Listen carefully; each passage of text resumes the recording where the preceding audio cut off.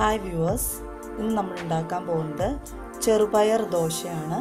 അതിന് വേണ്ടിയിട്ട് ചെറുപയർ 2 ഗ്ലാസ്, വറ്റൽമുളക് 4 എണ്ണം, പച്ചരി 1/2 ഗ്ലാസ്, ഒരു നുള്ള് കായം.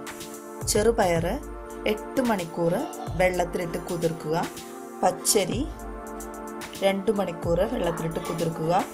അതിനുശേഷം ഇത് കുതിർത്തതിന് ശേഷം മിക്സിയിൽ നല്ലതുപോലെ പച്ചരിയും ചെറുപയറും വറ്റൽമുളകും കായവും ചേർത്ത് നന്നായിട്ട് ദോശമാവ് പരുവത്തിൽ അരച്ചെടുക്കുക. നമ്മുടെ മാവ് റെഡി ആയിട്ടുണ്ട്. ഇനി നമുക്ക് ഇത് ചുട്ടെടുക്കാം. നമ്മുടെ മാവ് ഇതാണ് പരുവം, ദോശമാവിൻ്റെ പരുവമാണ്. നമ്മുടെ ചട്ടി ചൂടായിട്ടുണ്ട്. നമുക്കതിലേക്ക് 1 സ്പൂൺ എണ്ണ ഒഴിച്ചു കൊടുക്കാം. ഇനി അതിലേക്ക് മാവ് ഒഴിച്ചു കൊടുക്കാം.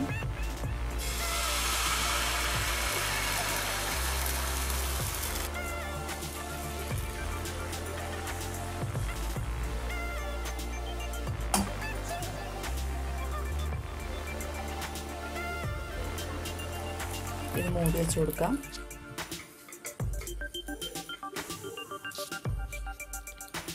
ഒരു സൈഡ് നന്നായിട്ട് മുരിഞ്ഞിട്ടുണ്ട്.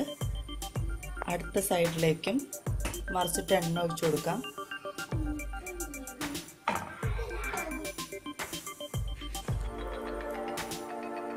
ഒരു വശം നമ്മൾ മറിച്ചിട്ടു.